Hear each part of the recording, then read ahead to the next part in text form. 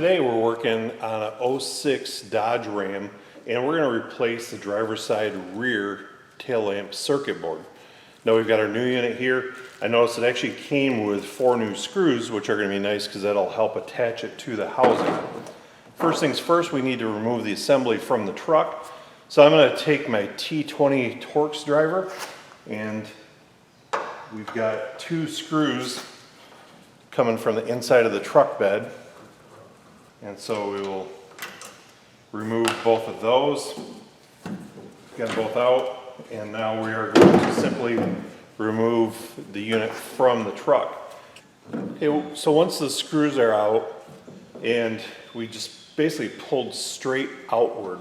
Now there's these arrows in here that go in these plastic retainers on the body. So once the screws are out, you might have to pry a little bit, and then pull straight away from the truck.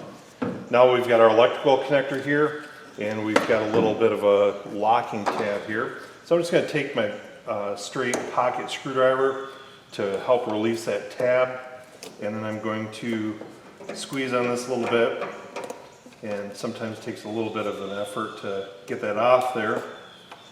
So once we've got the unit removed from the truck, now we'll see we've just got 4 Phillips head screws here. So I'm going to take my Phillips screwdriver and I will remove each of these screws.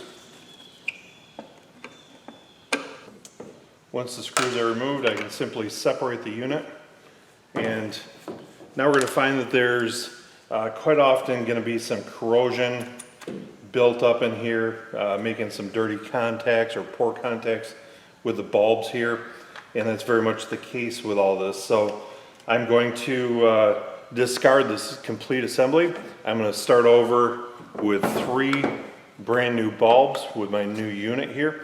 I might even put a little bit of dielectric grease to help maintain the contacts for longevity. Then we will take our new screws. We're going to screw the new unit down to the taillight circuit board here.